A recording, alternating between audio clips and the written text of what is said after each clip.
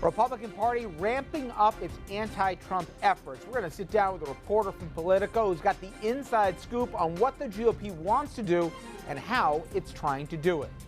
Then it's looking like it's just a matter of time till Hillary Clinton locks up the Democratic nomination. But the question is, can she rally a base that so far hasn't been turning out in big numbers? And we also take a look at Nancy Reagan's life and legacy. Good evening and welcome to RFL. I'm Richard French. Thank you so much for joining us tonight. There is a renewed push to dump Trump. The anti-Trump forces, they're set to spend nearly $10 million at least before the pivotal Florida primary on May 15th, a week from tomorrow. Here is a sample of how they're going after him. We'll beat the out of them. They're ripping the out of the sea. Bullshit. What the hell are we doing? You're not going to raise that price. I had the best words, and you can tell them to go themselves. Well, Politico reporter Alec Eisenstadt is here to tell us more about the anti-Trump efforts. You said it in a column last week that you co-wrote, which is Welcome to the GOP Civil War, and it's only gotten stranger. This all-out offensive to take down Trump. Is the betting money here that they waited too long, too little, too late? That seems to be the sense. There was a sense that this should have started a long time ago, that to defeat Trump, what you really had to do was begin a narrative against him, to have a focused message that started really last year, and to continue it on through the nominating contests, which have begun just in the last few weeks. But now it's beginning right ahead of the March 15th, big March 15th primaries, when a lot is on the line. And some believe that it may just be too little, too late. Is it as much the calendar that, and specifically, I know one of the people quoted in your piece said, hey, if Trump wins Ohio and Florida, and he's up double digits in Florida, it's game over here come the 15th. Is it more the calendar, or is it that to take down Trump, probably the principal beneficiary would be Ted Cruz, who they hate just as much? Well, that's another really great point. There are a lot of people in the Republican Party establishment who are not fond of either of these guys. Now, there's some people who say they prefer Donald Trump to Ted Cruz. Some people say they prefer Ted Cruz to Donald Trump. But really, you ask a lot of these people, they don't want either one of them. So the notion of taking down Donald Trump could lead to Ted Cruz, and that's something a lot of them don't want. And it's like, well, who do you go after? What do you do? That's definitely been one of the sort of things that has obstructed getting a clean shot at Donald Trump. You know, Alex, I thought it was interesting that after Mitt Romney delivered that rebuke against Trump, the radio silence from the other candidates running, it's none of them that they wrap their arms around Romney as saying, thankfully somebody spoke up. Is that because Romney's perceived as a loser from 4 years ago, a hypocrite because, he went on bended knee, or to hear it how Trump would describe it even more than that, to try and get his endorsement, or that they saw him as trying to position himself as the white knight in Cleveland potentially. He was doing it for self-serving interests. Why did nobody rally around what Romney was saying, even if they agreed with the messaging? Well, I think to some extent people did rally around it. Folks said they agreed. John Kasich said he agreed. Ted Cruz said he agreed. The problem actually kind of came during the debate when, I don't know if you recall, but in the debate, this is last Thursday of last week, Mitt Romney came out, gave this very high-profile speech in Salt Lake City.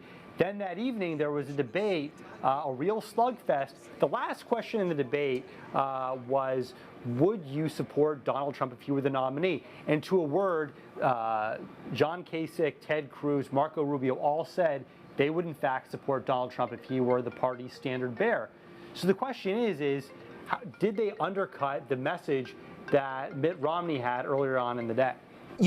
To that end here, what's the goal? I know the goal is to take down Trump, but is the best case scenario for the establishment that they get to Cleveland and then they can broker some kind of convention here? Or are they saying anybody but Trump will hold their nose if we have to? What's the end goal here if they could have the perfect scenario? The conventional wisdom is that this is going to conclude in one of two ways. One, as Donald Trump being the Republican Party nominee, him winning the necessary 1,237 Republican Party delegates before the convention in Cleveland this summer. The other possibility is that no one attains the 102,037 delegate threshold, and then this heads to a big fight in Cleveland. No one knows how this is going to turn out. But there are a lot of people, there's the new school of thought that a lot of people believe that if Trump does not clean up on March 15th and does not win both Ohio and Florida, that this will turn into a convention fight, possibly between him and Ted Cruz. That's the new speculation, but no one knows. You know, I know it's this is like manna from heaven for guys like us who cover this, but this is getting stranger by the day. You cannot make this stuff up if you even tried. Alex, I appreciate it for you. Thank you so much. Thank you. So Donald Trump has to battle fellow Republicans trying to take him down, but at least there's one person he won't have to face, at least on the campaign trail, Michael Bloomberg. Former New York City mayor just announced within the last hour he is not jumping into the race as a third party. Let's bring in our panel to discuss the very latest. Jeannie Zaino, professor of political science at Iona College and a professor of campaign management at NYU. Dominic Carter, political journalist and author. Nan Hayworth, former Republican congresswoman from New York. And Andrew Whitman, our senior political correspondent. On top of all that latest news, Nan, there's word coming out of the Rubio campaign that not only are donors holding back right now, but there are some pressures that maybe he needs to get out and get out even before Florida.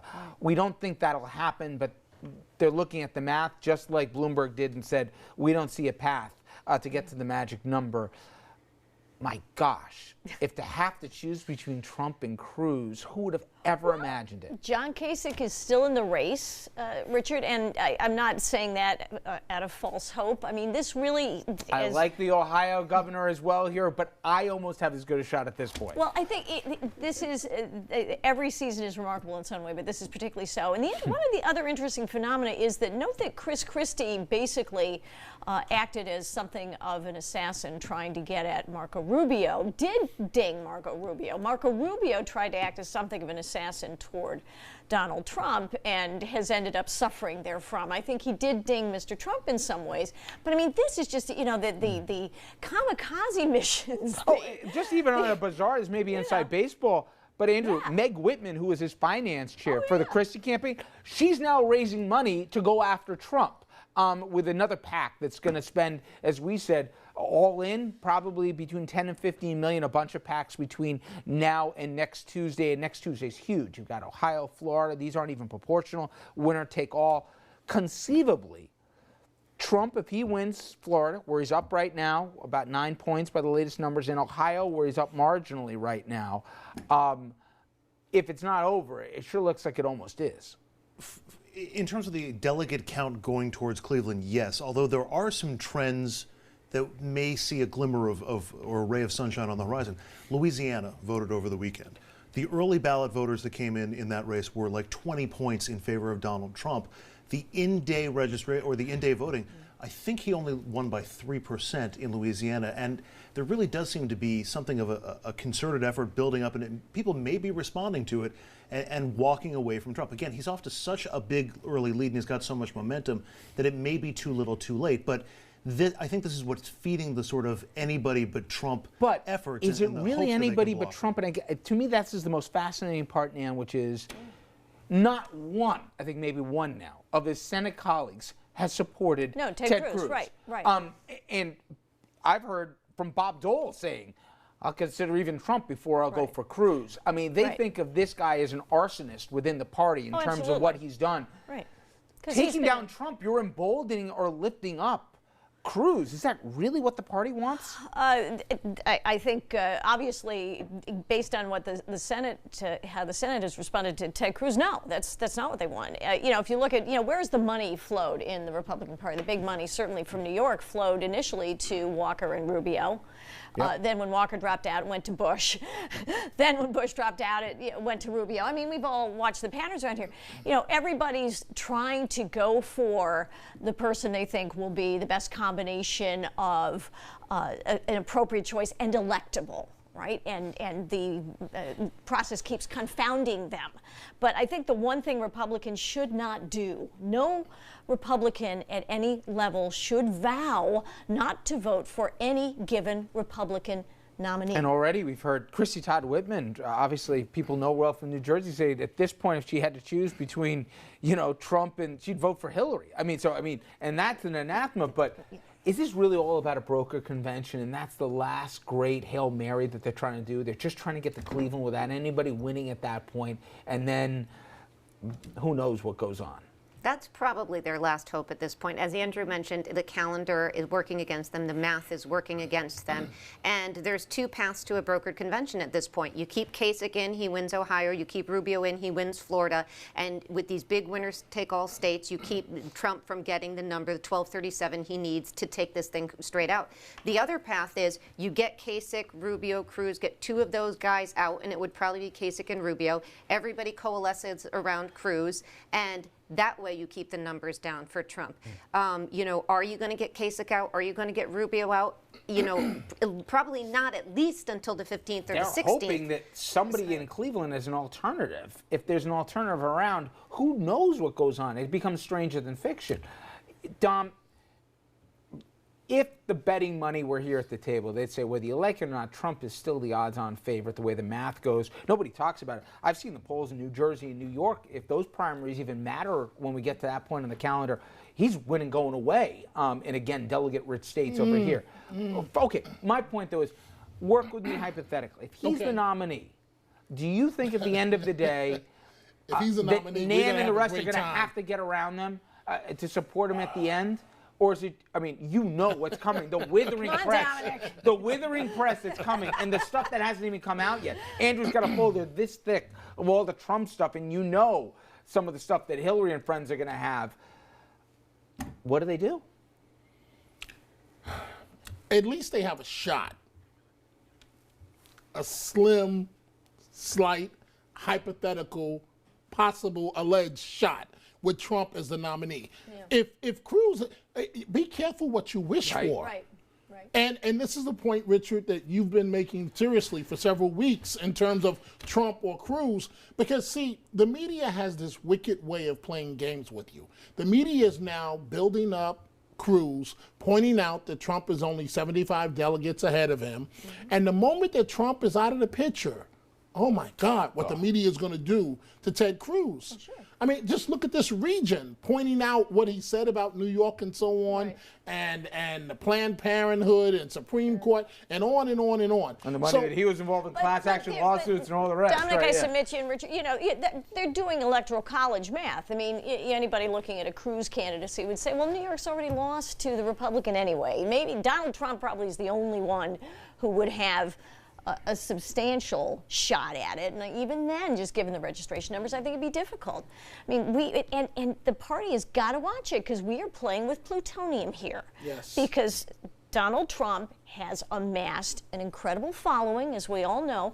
So, while some may dream of a brokered convention, I think they've done it in a clumsy way. If you're going to go after Mr. Trump and do it in the right way, go after policy. Say, hey, let's be specific about policy, Mr. Trump. Really, what are you talking about? How does that comport with what we traditionally think of as Republican values, right? Convention, I know, but Andrew, a brokered convention, it's not going to work. Trump fans are going to be furious. Because one, you're assuming Rubio has cut Trump's lead in Florida, but you're assuming that Trump calls him what, little Marco? Among other things, yeah. Among other things, and talk about hands. But you're assuming that Rubio's going to win Florida, and you're assuming that Kasich is going to win Ohio. Those are some huge assumptions. Right. 2 quick points. One, just to follow up on what Dominic was saying about the media. Just letting everybody at home know there is not some board meeting of the media where everybody decides who we're going after now. Yeah. You missed that meeting? It just sort of goes, wait, there is one? It just sort of goes one at a time. Whoever the flavor of the month happens to be, and it's been Trump for a long time.